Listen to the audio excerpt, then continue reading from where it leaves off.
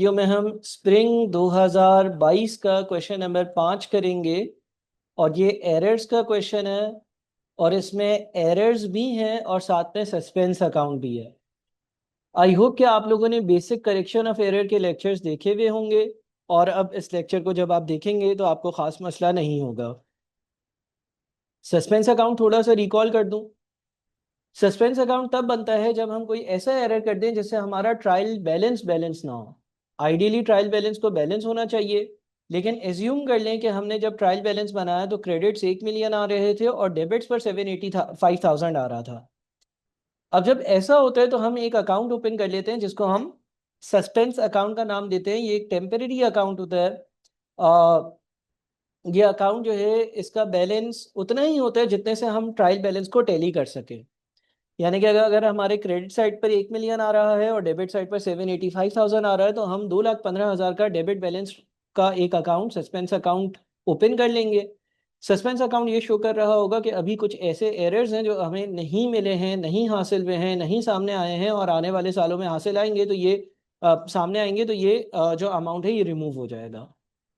Suspense account के लिए correction of errors की वीडियोस जो बेसिक हैं उसका देखना बहुत ज़्यादा ज़रूरी है और ख़ास तौर पर उसमें से वो वाली वीडियोस जिसमें हमने डिस्कस किया है errors affecting the value of trial balance. अब यहाँ पर सस्पेंस अकाउंट की एप्लीकेशन है। सवाल क्या कहता है देखते हैं। The trial balance of moon mart MM did not agree as at 31st December 2021 and the shortage of rupees 215,000 on the debit side was carried to suspense account। इस company का ट्रायल बैलेंस बैलेंस नहीं हुआ। Balance करने के लिए मैंने 2,15,000 रुपए का एक डेबिट बैलेंस शो कर दिया सस्पेंस अकाउंट के नाम से ताकि ट्रायल बैलेंस दोनों साइड पर 1 मिलियन आ जाए। ये इस चीज़ को शो करता है कि कुछ ऐसे एरर्स हैं जो अभी तक हमें हासिल नहीं हुए, मिले नहीं हैं, ढूंढ नहीं सके हम।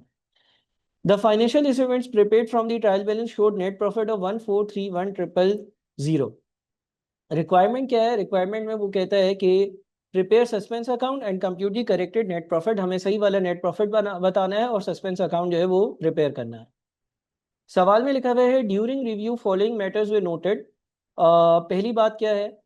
Return outward. रिटर्न आउटवर्ड जो है इफेक्टिवली परचेज रिटर्न भी इसको हम कहते हैं of ₹18,000 was posted to the debit of return inwards account. Return outwards की अमाउंट थी 18,000 रुपए की और उसको मैंने डेबिट साइड पर शो कर दिया रिटर्न इनवर्ड्स के अकाउंट में in general ledger. General ledger क्या होता है? जनरल लेजर वो वाला लेजर होता है, जनरल लेजर वो वाला लेजर होता है जिसमें तमाम टी अकाउंट्स होते हैं।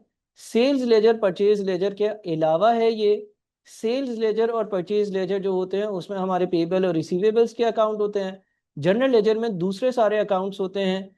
तो जनरल लेजर के अकाउंट में 18,000 रुपए से रिटर्न आउटवर्ड्स को मुझे रिकॉर्ड करना था। रिटर्न आउटवर्ड्स परचेज रिटर्न है, मुझे परचेजेस रिटर्न के अकाउंट में इसको जो है वो क्रेडिट साइड पर शो करना चाहिए था। मैंने रिटर्न इनवर्ड्स के अकाउंट में शो कर दिया और ना सिर्फ शो करा बल्कि क्रेडिट के बजाय डेबिट साइड पर कर दिया। ये बात याद रखिएगा कि रिटर्न आउटवर्ड्स डेबिट नहीं होता, क्रेडिट होता है। तो मैंने दो एरर्स एक साथ करें। एक तो गलत अकाउंट में रिकॉर्ड कर दिया और क्रेडिट के बजाय डेबिट पर रिकॉर्ड कर दिया। इसको समझाने के लिए मैंने थोड़ी सी यहाँ पर वर्किंग करी है। करेक्ट एंट्री क्या होनी चाहिए? जब रिटर्न आउटवर्ड्स होता है या परचेज रिटर्न होता है तो डबल एंट्री पास होनी चाहिए थी। पेएबल का अकाउंट डेबिट और रिटर्न आउटवर्ड्स क्रेडिट। पेएबल का अकाउंट परचेज लेजर में पाया जाता है, रिटर्न आउटवर्ड्स का अकाउंट जनरल लेजर में पाया जाता है। डबल एंट्री पास होनी चाहिए थी पेएबल का अकाउंट डेबिट, डबल एंट्री पास होनी चाहिए थी पेएबल का अकाउंट डेबिट और परचेज रिटर्न्स का अकाउंट क्रेडिट। पेएबल का अकाउंट परचेज लेजर में पाया जाता है, उसमें गलती नहीं है। परचेज लेजर में पेबल्स का अकाउंट पाया जाता है, उसमें कोई गलती नहीं है। लेकिन जनरल लेजर में जहां पर रिटर्न आउटवर्ड्स का या परचेज रिटर्न का अकाउंट होता है उसको क्रेडिट करना था।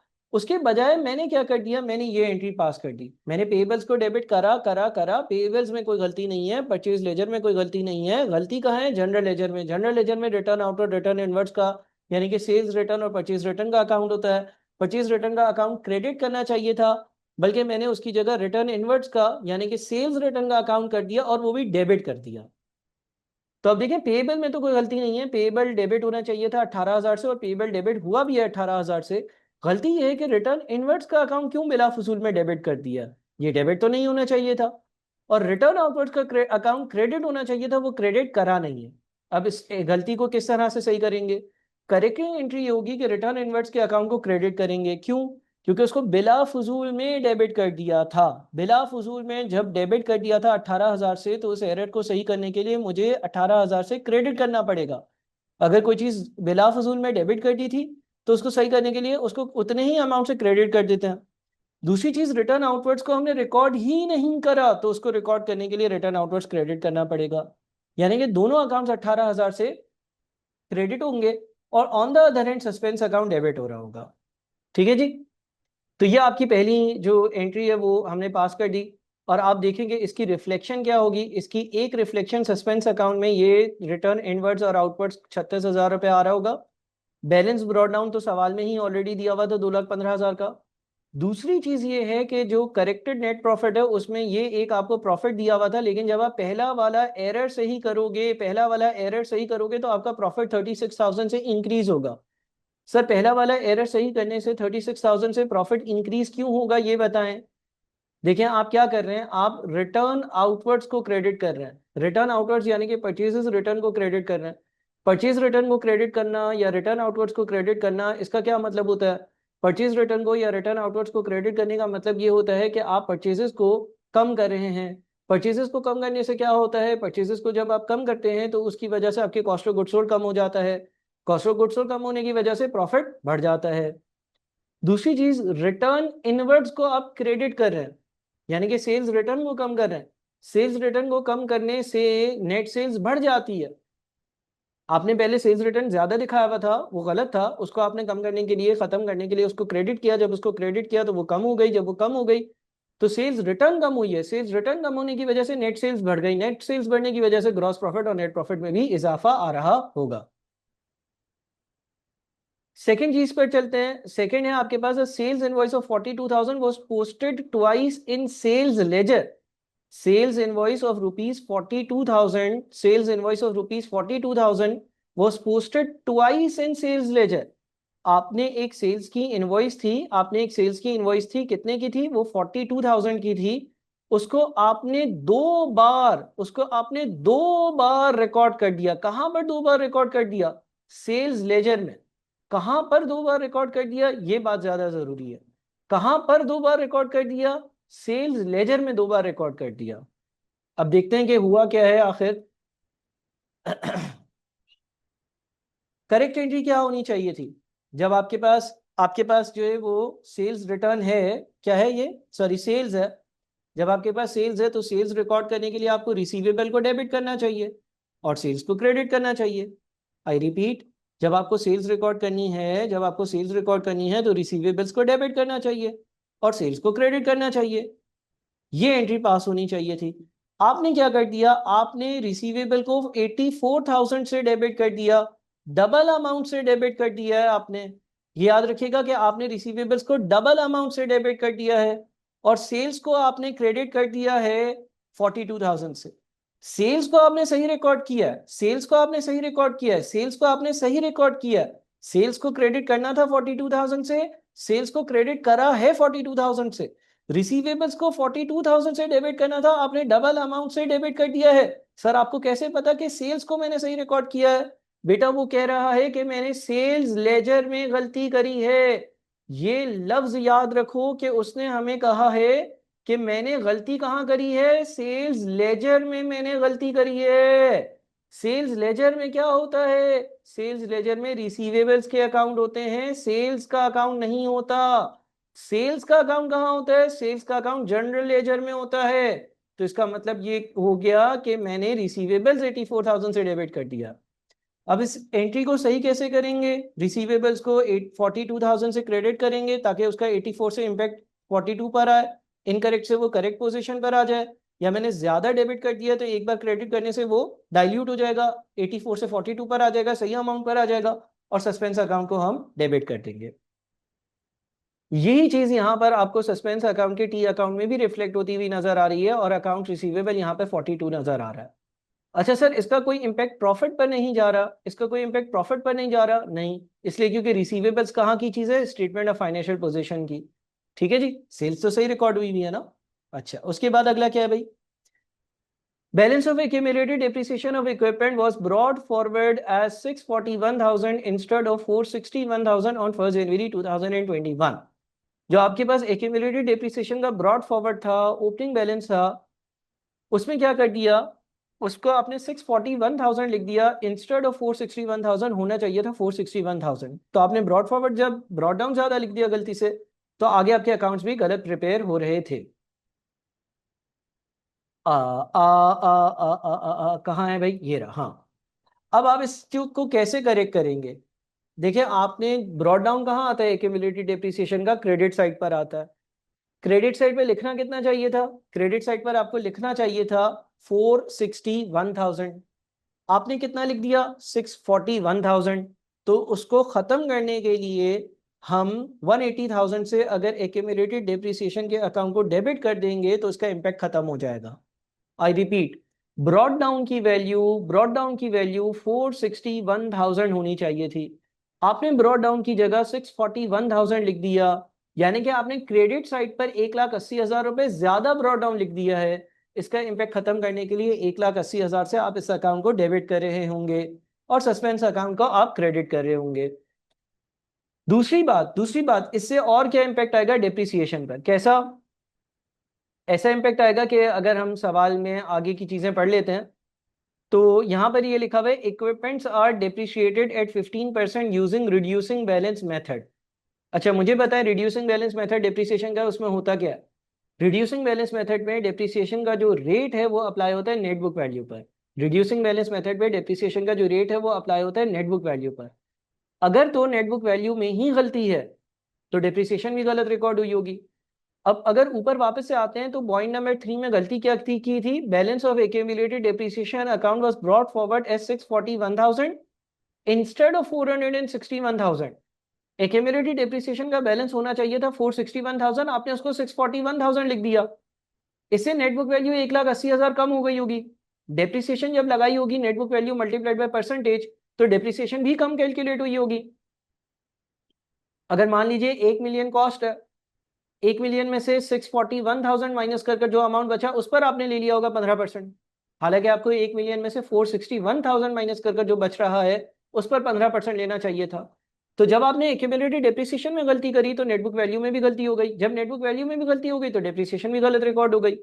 अब जब मैं अपने एक्यूमुलेटेड डेप्रिसिएशन की जो एरर है उसको सही करूंगा, मैंने 641,000 अगर उसको रिकॉर्ड कर लिया था, उसको मैं 461,000 पे लेकर आऊंगा तो 180,000 से मेरी जो नेट बुक वैल्यू है वो भी बढ़ेगी और इसीलिए मुझे डेप्रिसिएशन का इम्पैक्ट भी लेना पड़ रहा होगा। वापस से आपको समझा देता हूं। देखिए मैं यहां पर लेट से एक एसेट है, उसकी कॉस्ट है 1 मिलियन। एक्यूमुलेटेड डेप्रिसिएशन कितनी होनी चाहिए थी? Balance of accumulated depreciation of equipment was brought forward as 641,000 instead of 461,000। होना कितना चाहिए था? 461,000। इस हिसाब से नेटबुक वैल्यू क्या बनती? नेटबुक वैल्यू बनती 1 मिलियन माइनस 461,000 यानी कि 539,000। डेप्रिसिएशन कितनी लगती? इसका 15%। आपने क्या कर दिया? आपने ये तो 1 मिलियन लिखा, 1 मिलियन कहाँ से आया? एज्यूम कर रहा हूँ आपको समझाने के लिए, 2 मिलियन लिख ले, 3 मिलियन लिख ले, डेप्रिसिएशन में उतना ही फर्क आएगा। आपने यहाँ पर 561,000 लिख दिया। जब आपने ये 561,000 लिख दिया तो नेटबुक वैल्यू भी आपकी डिफरेंट आई, नेटबुक वैल्यू आपकी कम आई। नेटबुक वैल्यू कम आने की वजह से इसका 15% लिया तो डेप्रिसिएशन भी कम रिकॉर्ड हुई।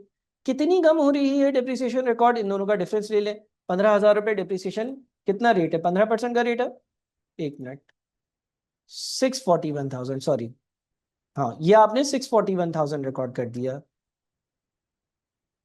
तो आपने डिप्रिसिएशन 53,850 अपनी बुक्स में चार्ज कर दी होगी, क्योंकि आपने 15% ले लिया होगा 359,000 का, क्योंकि आपने ये वैल्यू भी गलत रिकॉर्ड करी थी। ये वैल्यू इतनी होनी चाहिए थी, इस हिसाब से नेटबुक वैल्यू इतनी होनी चाहिए थी और डिप्रिसिएशन इतनी होनी चाहिए थी।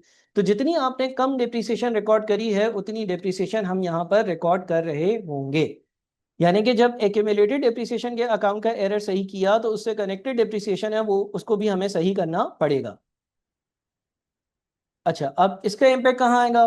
एक तो आपका सस्पेंस अकाउंट क्रेडिट हो रहा है 1,80,000 से, आप देखें यहाँ पर आपको 1,80,000 रुपये नजर आ रहा है, ठीक है। दूसरा दूसरा क्या करेक्शन है, दूसरा करेक्शन भाई क्या है भाई, दूसरा करेक्शन ये कि डेप्रिसिएशन आप रिकॉर्ड कर रहे हो, डेप्रिसिएशन रिकॉर्ड करोगे, डेप्रिसिएशन एक्सपेंस इंक्रीज होगा, डेप्रिसिएशन एक्सपेंस इंक्रीज होगा कितने से 1,80,000 का 15%, वो ये रहा। ठीक है जी, चले जी आगे बढ़ते हैं। अच्छा जी, और देखते हैं और क्या लिखा हुआ है। और लिखा हुआ है following entries in cash book were not posted to general ledger. Following entries in cash book, cash book में ये एंट्रीज हैं, were not posted to general ledger, ये जनरल लेजर में पोस्ट नहीं करी, जनरल लेजर में रिकॉर्ड नहीं करी। क्या है भाई, receipt of annual rent for the period ending 31 March 2022 amounting to ₹336,000। अच्छा, following entries in cash book, following entries in cash book, ये वाली एंट्रीज जो कैश बुक की हैं वह not posted to general ledger, वो जनरल लेजर में post नहीं करी। इसका मतलब कैश बुक में रिकॉर्ड हुई है। अब आपने रेंट रिसीव किया, रेंट आपके इनकम है, रिसीव हो रहा, 336,000 का रिसीव किया, ये उस साल के लिए जो साल 31 मार्च 2022 को खत्म होगा। लेकिन मेरा फाइनेंशियल ईयर कब खत्म हो रहा, मेरा फाइनेंशियल ईयर कब खत्म हो रहा है, 31 दिसंबर 2021 को खत्म हो रहा। तो जो मैंने जनवरी फरवरी और मार्च का रेंट, जनवरी फरवरी और मार्च के महीने का रेंट ले लिया है, जनवरी फरवरी और मार्च के महीने का रेंट ले लिया, वो एक्स्ट्रा ले लिया, वो अगले साल का ले लिया। देखते इसका क्या होना चाहिए। आ जाते हैं भाई कहाँ पर, यहाँ पर। करेक्ट एंट्री होनी चाहिए थी कि कैश डेबिट होना चाहिए था 336,000, 9 महीने का रेंट इस साल की इनकम बनता, और 3 महीने का रेंट अनअर्न रेंट कहलाता है, क्योंकि अगले आने वाले साल का रेंट अभी से मैंने ले लिया, अगले आने वाले साल का रेंट मैंने अभी से उठा लिया, अगला जो साल आ रहा है उसका रेंट अभी से ले लिया। तो जो मैंने अगले साल का रेंट अभी से हासिल कर लिया है वो अनअर्न रेंट होता है। इसका मतलब कैश तो डेबिट होना चाहिए था, रेंट इनकम जो है उसको क्रेडिट होना चाहिए था 252,000 से, और अनअर्न रेंट जो है वो होना चाहिए था 84,000। अनअर्न रेंट का मतलब है आने वाले अगले साल का रेंट अभी से जो आपने अपनी बुक्स में रिकॉर्ड कर लिया है, ये एंट्री होनी चाहिए थी। अब हमने इनकरेक्ट एंट्री क्या पास करी है, हमने सिर्फ और सिर्फ कैश को डेबिट किया। सर ये कहाँ लिखा है, उसने लिखा हुआ है कि कैश बुक में ये चीजें रिकॉर्ड हो चुकी हैं, कैश बुक में ये चीजें रिकॉर्ड हो चुकी हैं। बहरहाल दूसरी जो इसकी साइड होती वो रिकॉर्ड नहीं हुई, यानी कि जनरल लेजर में ये अकाउंट्स होते हैं वो रिकॉर्ड नहीं हुए। मैं वापस से आपको दिखा देता हूं, उसने लिखा हुआ है कि following entries in cash book, following entries जो कैश बुक में है were not posted to general ledger, वो जनरल लेजर में मैंने पोस्ट नहीं करी हैं। तो अब अगर हम वापस से यहां पर आते हैं, करेक्टिंग एंट्री क्या होगी, हम इन दोनों को रिकॉर्ड करेंगे जो हमने रिकॉर्ड नहीं करे, और सस्पेंस अकाउंट को डेबिट कर देंगे, और यही चीज आपको 252 और 84 यहां पर ऊपर नजर आएगी। ये इसने एक साथ पूरा डाल दिया है, 252 और 84 अगर दोनों को टोटल करें 336 बनता है, और इसमें से 252 आपकी इनकम में जाना चाहिए, 252 आपकी इनकम में जाना चाहिए, तो वो 252 ये रहा। ठीक है जी, उसके बाद क्या है, उसके बाद आपके पास जो है पेमेंट ऑफ ₹220,000 है, payment of ₹220,000 for equipment purchase on 1 May 2021, payment of ₹220,000 for equipment purchase on 1 May 2021। किसी एक पर्टिकुलर इक्विपमेंट की पेमेंट करी है और उसको कैश बुक में रिकॉर्ड करा हुआ है, कैश बुक यानी कि उसके कैश या बैंक वाला इम्पैक्ट रिकॉर्ड करा हुआ है, लेकिन उसको जनरल लेजर में रिकॉर्ड नहीं करा। जनरल लेजर वो जगह है जहां पर इक्विपमेंट का अकाउंट होता है, तो मैंने इक्विपमेंट की परचेजेस जो 1 मई को इक्विपमेंट परचेज करी उसकी एंट्री नहीं पास करी। देखते हैं कि क्या हुआ होगा। करेक्ट एंट्री क्या होनी चाहिए थी, इक्विपमेंट डेबिट और कैश क्रेडिट। इनकरेक्ट एंट्री क्या है, आपने कैश को क्रेडिट किया हुआ है लेकिन इक्विपमेंट को डेबिट नहीं किया। करेक्टिंग एंट्री क्या होगी, इक्विपमेंट को डेबिट करेंगे, सस्पेंस अकाउंट को क्रेडिट करेंगे ताकि इक्विपमेंट की परचेजेस को रिकॉर्ड कर लें। दूसरा, जब हम इक्विपमेंट की परचेजेस को रिकॉर्ड करेंगे तो पूरे साल की इस पर डिप्रिसिएशन भी लगनी चाहिए, जितने भी महीने इसको इस्तेमाल करा है। तो हमने इसको मई से इस्तेमाल करा, कब से इस्तेमाल करा इसको, 1 अप्रैल, हाँ 1 मई से इस्तेमाल करा है। तो आपके पास मई, जून, जुलाई, अगस्त, सितंबर, अक्टूबर, नवंबर, दिसंबर 8 महीने की डिप्रिसिएशन लगेगी। तो 2,22,20,000 रुपए का 15% मल्टीप्लाई बाई 8/12 ये डिप्रिसिएशन रिकॉर्ड होगी। देखिए मैंने हर चीज़ में करेक्ट एंट्री, इनकरेक्ट एंट्री और करेक्टिंग एंट्री तीनों चीज़ें पास कर दी हैं। करेक्ट एंट्री का मतलब सही एंट्री क्या होनी चाहिए थी, इनकरेक्ट एंट्री जो आपने पास कर दी है। करेक्टिंग एंट्री, अब उस एरर को सही करने के लिए क्या करेंगे, तो करेक्ट एंट्री ये थी कि इक्विपमेंट डेबिट कैश क्रेडिट होना चाहिए था। इनकरेक्ट एंट्री ये है कि मैंने सिर्फ कैश को क्रेडिट किया हुआ है। करेक्टिंग एंट्री ये होगी कि अब मैं इक्विपमेंट को भी डेबिट करूंगा और रिकॉर्ड करूंगा, और साथ में जब उसकी डेप्रिसिएशन रिकॉर्ड करनी होगी वो भी रिकॉर्ड करूंगा। अच्छा जी, उसके बाद क्या है भाई, और अच्छा ये जब डेप्रिसिएशन रिकॉर्ड होगी तो उसका इम्पैक्ट यहाँ पर भी आ रहा होगा। 2,20,000 इंटू 15% इंटू 8/12 और ये पूरी डेप्रिसिएशन आ गई। उसके बाद आ जाते हैं हम आगे फर्दर परचेजेस पर। कैश परचेजेस ऑफ ₹50,000, कैश की परचेजेस है 50,000 रुपए की। कैश पर आपने कोई चीज़ खरीदी है और वो जो चीज़ खरीदी है उसकी वैल्यू 50,000 रुपए। आपकी क्या एंट्री पास होनी चाहिए थी कैश परचेजेस की, सर कैश परचेजेस की एंट्री पास होनी चाहिए थी परचेजेस का अकाउंट डेबिट और कैश का अकाउंट क्रेडिट। परचेजेस का अकाउंट डेबिट और कैश का अकाउंट क्रेडिट, आपने सिर्फ और सिर्फ कैश को क्रेडिट किया। इसको सही कैसे करेंगे, परचेजेस को डेबिट करेंगे, रिकॉर्ड नहीं किया, और सस्पेंस अकाउंट को क्रेडिट कर रहे होंगे।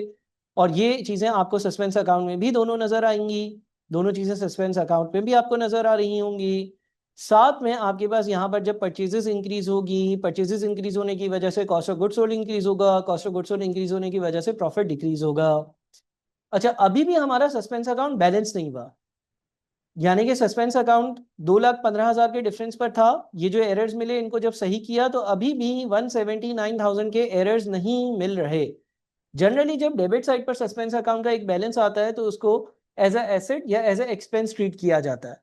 अब यहां पर सवाल में एक चीज लिखी भी थी कि after passing all the adjustments the remaining amount of suspense account is to be considered as loss from embezzlement.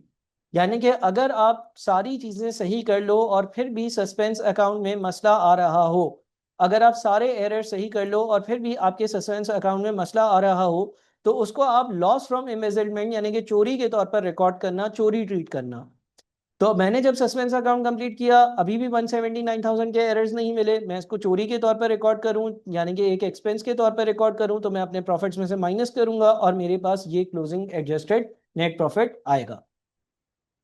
अच्छा सवाल था प्रैक्टिस के लिए, ठीक से सारी चीज़ें पूरी शीट इसको बहुत तमीज़ से बहुत अच्छे से गो थ्रू करें ताकि आपको बेहतर तरीके से, बेहतरीन तरीके से ये सारी चीज़ें समझ में आए। अपना ख्याल रखिएगा। Thank you so much. अल्लाह हाफिज़।